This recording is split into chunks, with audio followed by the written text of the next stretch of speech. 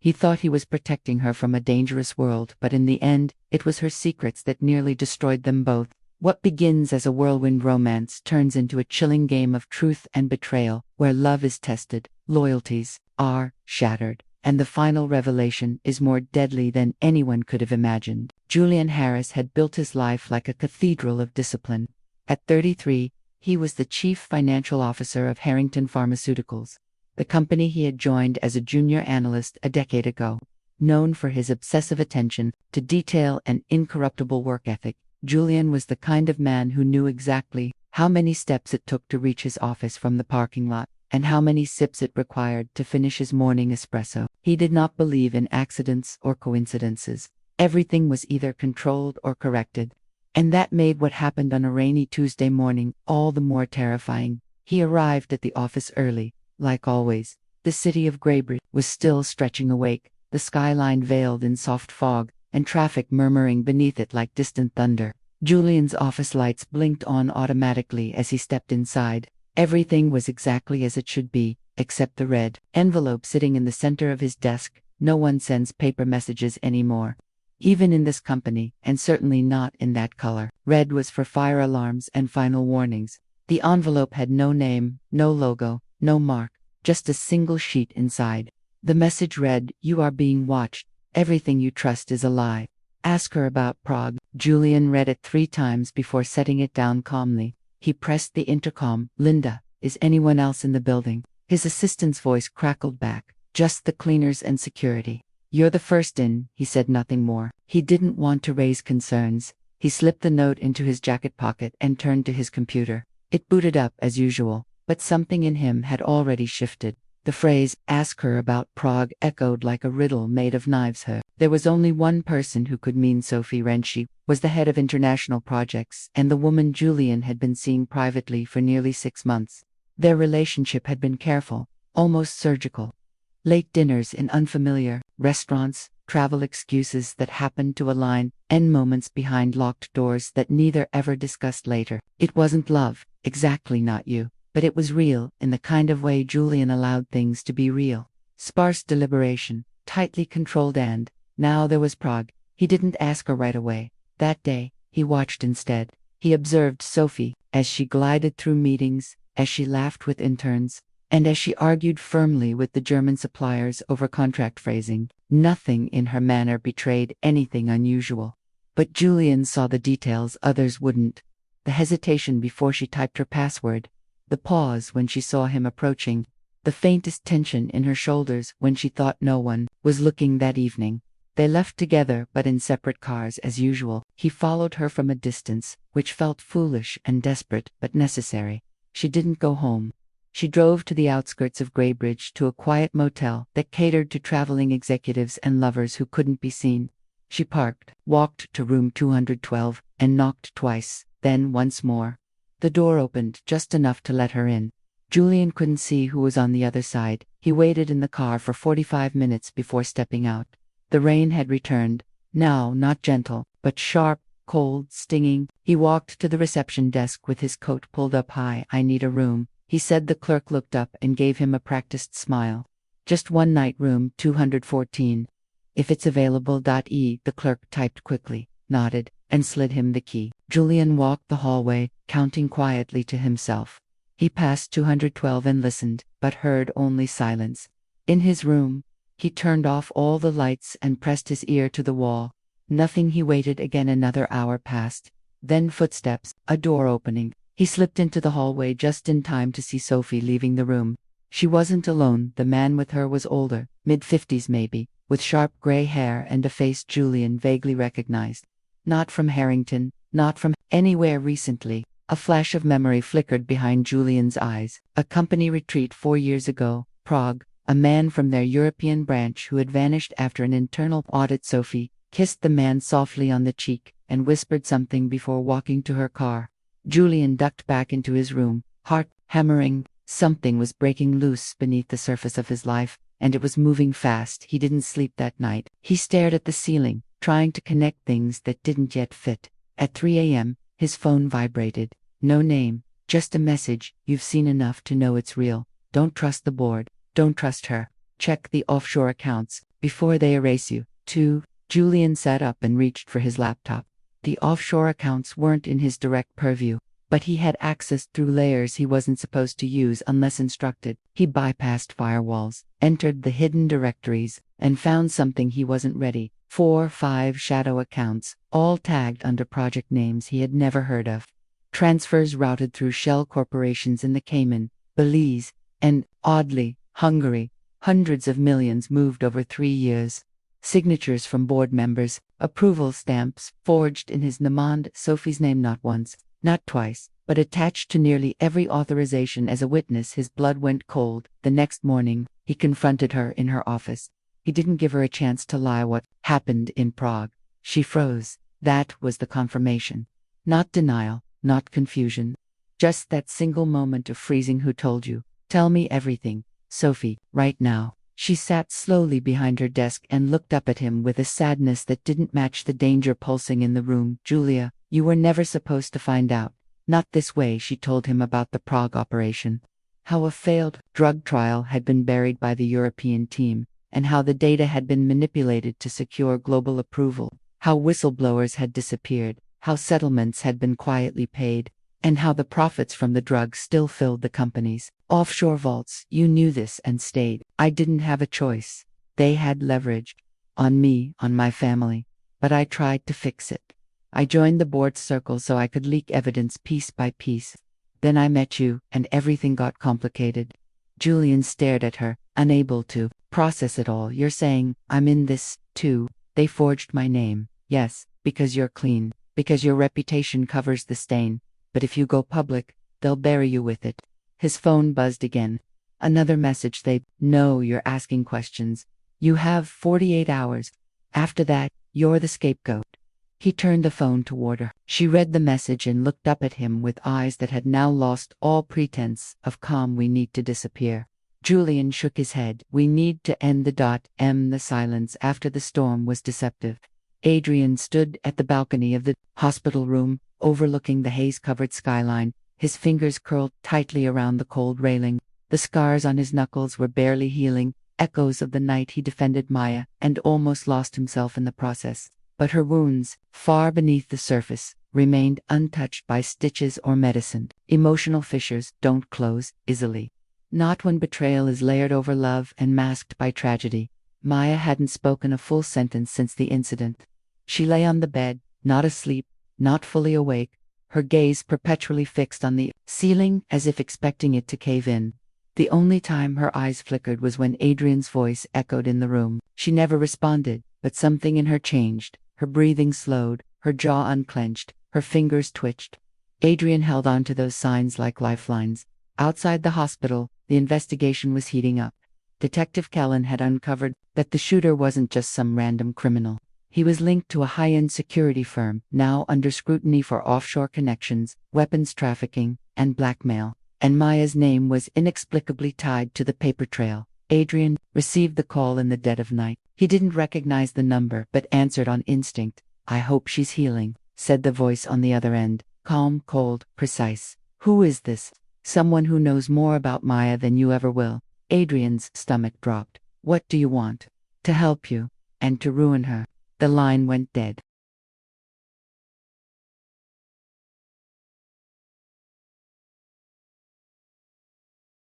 Adrian stared at the screen, his heart pounding. He replayed the voice in his mind. Something about it was familiar, like a voice from a dream or nightmare, long forgotten. He couldn't sleep that night, nor the next. Every time he closed his eyes, he saw Maya standing in front of him, whispering something he couldn't understand, then disappearing into smoke. It was Maya who finally broke the silence one morning. I never wanted you to know. He turned so fast he almost knocked over the chair. She was still lying in the same position, but this time her eyes had focus. What are you talking about? He said carefully. They were looking for me, not you, not us, just me. Who? Why? She swallowed hard, her throat dry from days of silence. Because I took something from them. Something dangerous, something I didn't understand at the time. Adrian sat down beside her. You have to explain.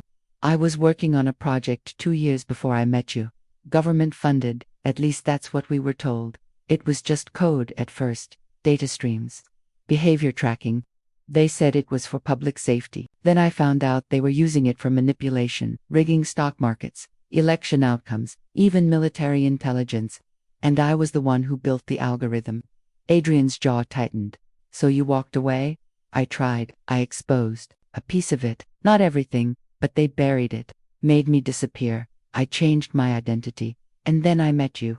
He could barely process what he was hearing. The woman he fell in love with was not only running from something, she was holding on to the very match that could burn an empire. I never meant to bring this into our life, she whispered, eyes glistening. But they found me. And now, they're using you to get to me. Adrian felt a strange calm settle in. Like a switch flipped, this was no longer about fear. It was about a fight. We end this, he said. Together, they left the hospital 3 days later under aliases provided by Kellen, who had quietly switched sides after discovering the conspiracy ran deeper than expected. Maya's former employer wasn't a government branch, it was a shell company, controlled by a shadow network called ETH, and Ethercore had ties to half the corporations on the Fortune 500 list. Their first stop was Geneva, an underground data broker named Rafik who owed Maya a favor. In a candlelit basement of an abandoned chapel, Rafik unlocked the encrypted files Maya had hidden years ago. What they discovered was horrifying. Mass surveillance was the surface. Below it, assassination algorithms, identity reshaping, mass manipulation protocols. Adrian watched in stunned silence as the codes flickered across the screen. Someone's been using this, Rafik said grimly, not just storing it, actively applying it. They traced one access log to a server farm in Romania, from there to a secure line in Istanbul, then Singapore, then back to their hometown. Ethercore was homegrown. Adrian knew they were running out of time. Every digital footprint they made, no matter how encrypted, could lead their enemies closer. So they went analog, handwritten notes, burner phones, physical movement. Maya taught him how to disappear in plain sight. She had done it before. Now she would do it again. Only this time, she wasn't running, she was hunting. Their next move was to reach Helena, Maya's ex-colleague, who had vanished 3 years ago after refusing to sign off on a data deletion order. Maya believed Helena had kept backups, perhaps evidence to trigger a global investigation. But Helena was off the grid, living in a commune deep within the Carpathians. The journey was brutal, snowstorms, fake identities, eyes watching from every corner, and in the silence of every night, Adrian and Maya found slivers of what they used to be, the warmth of shared glances, the weight of whispered apologies, the tenderness of love trying to find itself again through the ash dot. They reached the commune under the cover of darkness. Helena wasn't surprised to see Maya. I knew they'd pushed you this far, she said, her hair now streaked white from stress and survival. You were always the last moral thread holding the system together. Helena led them to a bunker under the forest where she'd stored every backup file, every conversation, every piece of evidence. But there was one catch. The files were booby-trapped. Triggering them without the right key would alert ETH instantly. We need the original encryption token, Helena said. Maya's face fell. That was destroyed, she whispered. Burned with the lab. No, Adrian said slowly. It wasn't. He pulled out the locket Maya had given him on their first anniversary. It had always felt too heavy for a simple keepsake. Inside was a microchip, and Maya's eyes widened in disbelief. You saved it. I didn't know what it was. I just couldn't throw it away. It was from you. They unlocked the files. The countdown began. They had 72 hours before ETH systems detected the breach, enough time to spread the data across media outlets, global watchdogs, and encrypted public servers, if they survived that long. But Ethercore wasn't going to wait. At midnight, the forest lit up with floodlights. Ethercore's private militia had found them. Helena whispered, "Take the data and run. I'll hold them off." Maya refused, her eyes hard. No more running. Gunfire erupted. Smoke swallowed the trees. Adrian grabbed Maya's hand and bolted through the back tunnels while Helena detonated the charges she had buried for this very day. The blast threw them forward into the snow, blood, screams, fire, and the sound of distant helicopters descending. Adrian and Maya disappeared into the ice. The world would wake up in hours to the truth. But Ethercore wasn't done yet, and one final secret, one that Maya herself didn't know, was still hidden in the code. The silence in Arov's apartment had never felt so loud. The ticking of the wall clock was the only sound keeping him company now that Maya had disappeared again. Her departure left behind a storm of questions and a hollow weight in his chest. The note she left was vague but enough to twist a dagger of worry through his gut. It said only one thing: I need to protect you from what I should have told you long ago. He paced the room until morning, his mind replaying every conversation they ever had. He questioned every detail: her reluctance to speak about her past, the strange phone calls she received, the way she flinched at loud noises, the way she stared too long at certain shadows. Everything felt like a clue now, but to what? He had no answers, only the chilling realization that whatever she was hiding might be far more dangerous than he ever imagined. Determined to find her, Arav visited every place she had once mentioned: her favorite cafe, the gallery where she exhibited her art, the garden they once visited under moonlight. No sign, not even a trace. It was as if she had never existed. Desperate, he reached out to Rajiv, the same friend who had helped him track her before. Together, they dug deeper. Arav even accessed police records, hospital files, and anything that could help him trace Maya's real identity. One night, Rajiv came over with an old file he retrieved from a private source. As Arav opened the folder, his hands trembled. Inside were faded photographs, a hospital record, and a police report. Her name wasn't Maya. Her real name was Mihira Kapoor, and she had been the key witness in a major criminal investigation involving a powerful pharmaceutical conglomerate. Her father, a former whistleblower scientist, had uncovered massive corruption inside the company. Before he could expose everything, he died in a mysterious lab accident. Mihira was just a teenager then, and she vanished from the public eye shortly after. Arav's hands shook as he read through the pages. This wasn't just about heartbreak. This was about survival. Mihira had built a new identity and a new life to protect herself from those who wanted her silenced forever. The company, according to the reports, had ties to organized crime, political figures, and offshore money laundering. Her testimony had the potential to bring down giants. Just as Arav was absorbing the depth of the danger, his phone rang. It was a number he didn't recognize. A woman's voice came through, soft but trembling.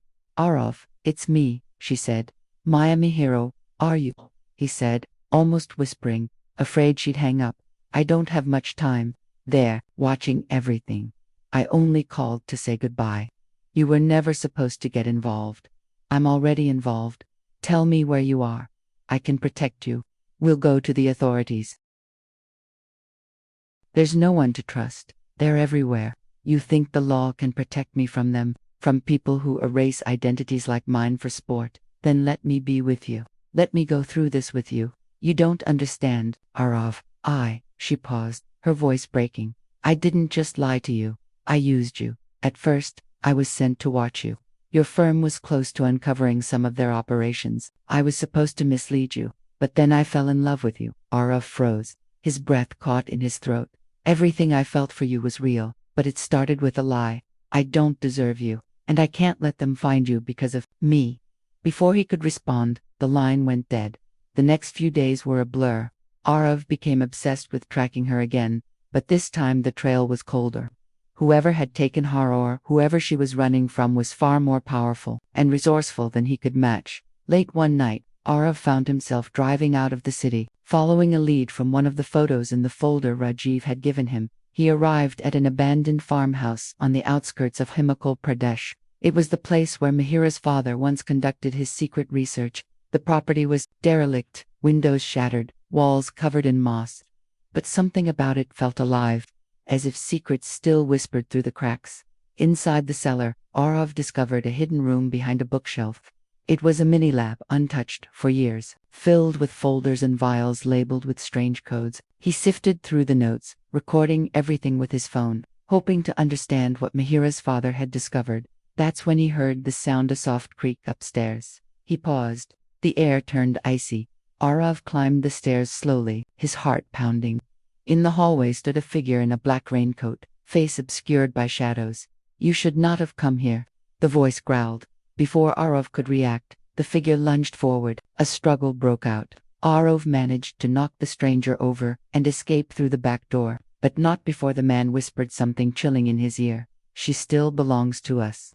blood dripping from his forehead and fear roaring in his veins. Arav drove back to the city with the folder clutched to his chest. He sent copies of everything to a journalist he once helped during a corporate case. If anything happened to him, the evidence would go public. But Mihira was still missing. Rajiv was growing worried. He pleaded with Arav to back off before he got himself killed. But Arav couldn't stop. Not now. Not after everything. Not after knowing she had risked everything to protect him. Weeks passed. Every lead hit a dead end. But one day, an envelope appeared under Arav's apartment door. No return address. Inside was a single photograph. Mihira, standing on a dock beside a fishing boat. Her hair was shorter, her eyes hollow. Behind her, the shoreline of a foreign land, perhaps Greece or Morocco. On the back of the photo was a scribbled sentence. "You were never supposed to find this." The suspense didn't break, it only deepened. Arav sat alone that night, the photograph in one hand and a single question in his heart. Was she still running from them more? Was she now working with them again? As the soft glow of dawn began to creep through the narrow cracks in the blinds, Alara sat still in the small hotel room, her hands trembling slightly as she stared at the envelope Armin had left on the table. The silence was deafening, the air thick with the weight of unanswered questions and invisible dread. Her eyes, once brimming with hope, now mirrored the chaotic thoughts racing through her mind. She had come so far, crossed lines she never thought she would, broken rules of trust and boundaries of loyalty, only to stand at the threshold of a truth she no longer felt prepared to face. She opened the envelope with slow deliberation, her fingers stiff as if resisting the reality folded within. Inside were photographs, surveillance images, Arman and someone else. Not just one meeting but several, across weeks, across cities. She recognized the other man, her brother Saif. Her world spun violently, the room twisting around her as her breath caught in her throat. Memories flooded her in sharp, painful flashes. Saif, missing for 2 years, Armin's vague responses when she asked about him.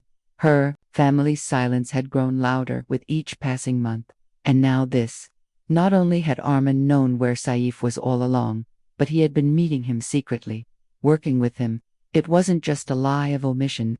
It was betrayal layered with deceit. Ilar stood abruptly, her heart pounding with a force that made her vision blur. She threw on her coat, grabbed the keys, and stormed out. The city was just waking up, lights flickering on one by one, unaware of the storm unraveling inside her. She drove with no destination in mind, just a need to move, to escape the trap of the lies that had caged her. Her phone buzzed. It was a message from an unknown number, a location pinned. A short message followed. "You deserve the whole truth. Come alone, noon." She knew it was connected. Whether it was Saif or Armin or someone else entirely, she didn't care. She was done waiting, done being lied to. She followed the pin to an abandoned mansion outside the city, a place that once belonged to her father before the empire crumbled. She hadn't set foot there in years. The gates creaked open with an eerie familiarity. Inside, everything was dust and decay, but it felt alive with ghosts. She stepped inside the great hall, and there he was, Armin, waiting. Beside him, Sa emerged from the shadows. Her knees buckled slightly, but she steadied herself. "I need the truth, all of it," she said, her voice steel despite the tremor in her limbs. Saif spoke first, his voice quiet, aged by pain. "You were never supposed to get involved, Alira. I told Armin to keep you away." Her eyes narrowed. "So you're alive, and you've both been lying to me." Arman took a step forward, but she held up her hand. "Don't. Just talk." Arman looked at her, guilt etched deep into his features. "Saif disappeared for a reason. He discovered that your father's empire was being used as a front for something darker. Human trafficking, weapons, things we were never supposed to inherit. Saif tried to shut it down from inside and nearly got killed for it." Alara's heart thudded in her chest. "And you helped him." "I had to," Armin said, voice strained. "But if I told you, you would have tried to stop him, or worse, gotten caught. You're the only person he couldn't risk losing." Tears welled in her eyes, not from sadness, but from fury at being left in the dark, used, and manipulated for her safety. "So you lied? For what?" "Some secret war I didn't ask to be part of." "It wasn't just that," Saif said. "There's more. The man who tried to kill me wasn't some rival or criminal. It was our uncle, mother's brother. He wanted the inheritance, the company. He made it look like a robbery. When I survived, I disappeared, planning this entire takedown. Armin was my only ally. Elara staggered back, her mind reeling. Her family had been rotting from the inside for years, and no one had told her. You should have trusted me. We couldn't risk you being hurt, Armin said. But we were wrong. You deserved the truth. The finality of the moment hung between them like a blade. She turned to Saif. So what now? There's one final piece left, Saif said. The evidence is in the vault below. We take it to the authorities tonight. It ends here. Hours later, after retrieving the documents in coded drives, they met with a federal agent Saif had been in contact with for months. The operation was precise. Her uncle's network was dismantled in hours. Arrests were made. News broke like wildfire. The empire was purged of its darkest secrets. Ella returned home days later, the air lighter, though her heart was still heavy. She stood in the kitchen, staring out the window. Armand stepped behind her, his hand grazing hers. I know it doesn't make up for everything, he said, but I'm not leaving this time. She turned to face him. Her eyes searched his, not for apology, but for truth, and in that moment, she saw it, raw and unfiltered. Then, stay, she whispered. But this time, no more secrets. He nodded, a quiet promise. Outside, the world kept moving, unaware of the battles fought and shadows. But inside, Elara finally found something that had eluded her for so long: peace.